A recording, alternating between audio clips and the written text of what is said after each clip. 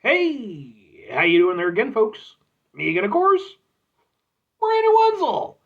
Come back at you. Another offering. Off my sampler platter.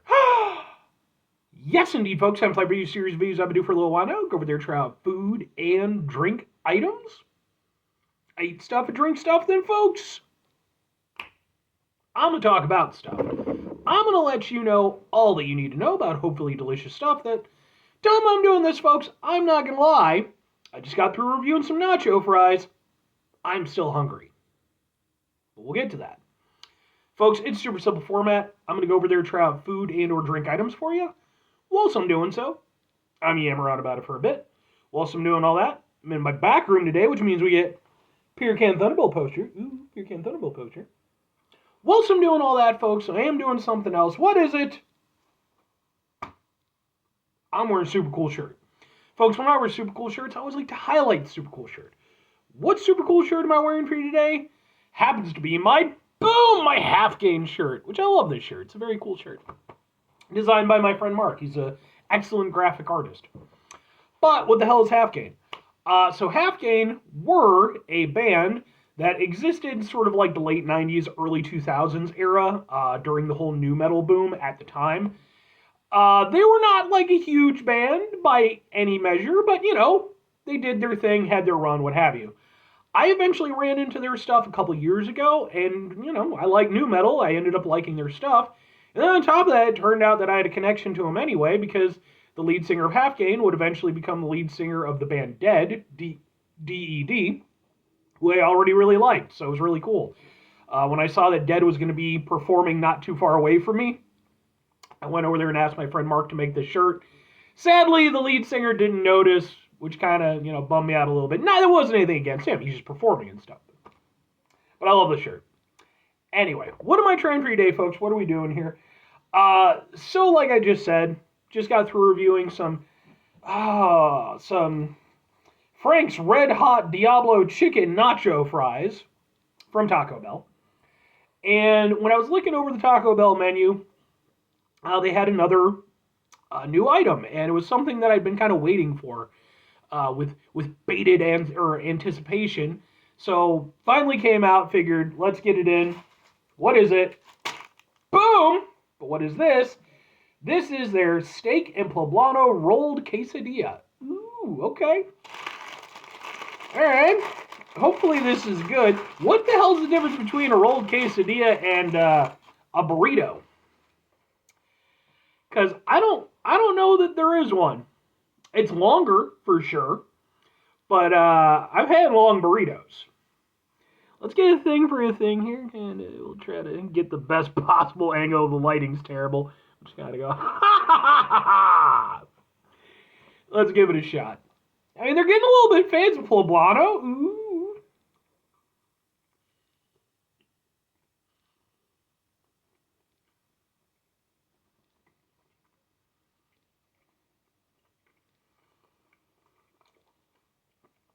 I'll say this. You can actually taste the poblano peppers. Like as soon as you bite into them. It doesn't have like the same like level of vibrancy or excitement that you would get with like, proper poblano peppers and like, proper Mexican food or something like that. But it does taste like poblano peppers, and the steak and everything is Taco Bell steak. Say what you want, it's, consistent. Got some cheese in there, doing its whole thing. Honestly, I really like this.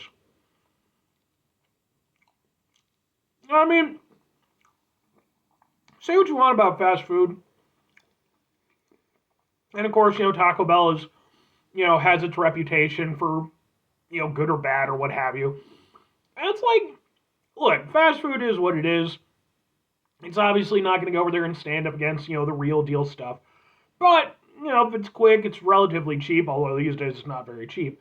Which makes me sad, because Taco Bell, to their credit, they were one of, like, the last holdouts of the fast food places in terms of like trying to actually keep their stuff pretty cheap.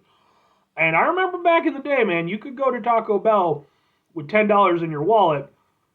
I'm not trying to be all old guy, but I remember, you could go over there and get a decent amount of food for $10.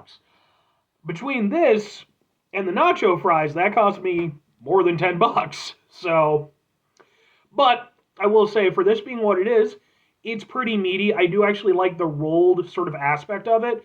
I guess that's sort of the benefit of, you know, it not being just a burrito, them going over there and rolling it in. It's almost more like, like a taquito or something like that, where it's all just sort of rolled and centered, so there's no real filler. It's all just the steak and, the poblano and the cheese, and honestly, it works really nicely.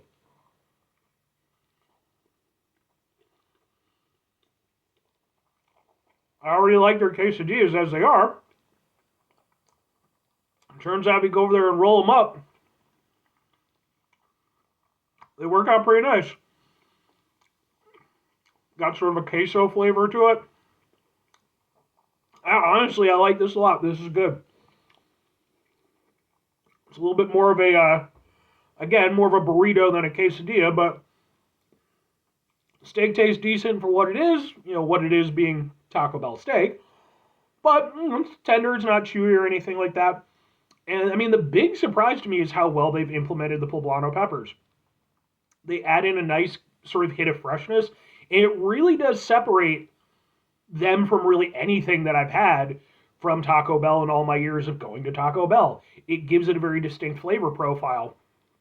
You get a little bit of a kick, not much. Poblano peppers aren't really spicy or anything, but that plus the queso, you do get a little kick on your tongue, so there's a little spiciness. But honestly, I'm genuinely really down with these.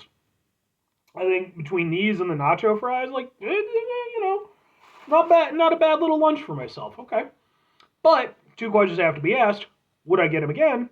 Would I recommend them? Yes and yes. Seriously, um, you know, when it comes to Taco Bell, I've reviewed plenty of stuff from them in the past. And, it's a little bit hit or miss, but typically speaking, they do at least a decent enough job. If I'm not always overly impressed with what they bring to the table, it's at least reasonably satisfying. And this one, honestly, I think it kind of knocks it out of the park. I think those poblano peppers genuinely make a big difference. And again, it's not going to stand up against proper Mexican food. I'm not saying it will, but being in a fast food format and, you know, going over there, bringing new life into your menu a little bit, sometimes just by adding in one little unique flavor is kind of a nice way to do it. And I think that they did it well with this, and they put it in a format that allowed it to not only go over there and highlight the new flavor, but condense everything together in a way that, worked out really nicely and actually ended up being very tasty. So I will 100% get those again. Now, if I'm recommending it, I'm absolutely recommending it. I think this is one of those things where sometimes, again, fast food being what it is, but sometimes I think you got to give a special nod, when a fast food company goes over there and, they try something a little bit different, they edge their way out a little bit. And I'm not saying that this is anything groundbreaking or anything, but I do think that, again, they did a pretty good job with it, and I think choosing the poblano peppers worked really nicely. I think this is something that's worth giving a shot. It's not going to be anything holy shit amazing, but it might go over there and, maybe get you to think, a little bit differently about Taco Bell and some of their flavors. For all the people who make the jokes about how, all their items are basically just the same, like 4 ingredients mixed in different ways. Well, now they got a 5th one on there. 5 things before I get out of here. Have yourself a great rest of your day, spectacular rest of your week, monumental rest of your month, stupendous rest of your year. Folks, go over there, have yourselves a truly poblano peppers-tastic rest of your life, because I will say the one thing I am definitely hankering now for like some proper Mexican food, but maybe for dinner, Final 2 things. Number 1, try to bring some positivity into the world. It's not always possible. It is, however, always appreciated. But what do you do if you can't do it all the time? I know I can't do it all the time. Here's what you're going to do, folks. You're going to try not to be an asshole. Folks, it's not always the easiest thing in the world to not be an asshole. Trust me. I know it. I live it. I'm out there every day with you in it. Life can be stressful and frustrating and just bullshit sometimes, folks. When we find ourselves in situations where we have to deal with said bullshit, it's important we go over there, whenever possible, take a step back, try to mitigate the level of assholishness in our lives, hopefully do better for ourselves and for those around us. Very final thing, folks, do the thing. Whatever the thing is for you, that's what I want you to go out and do.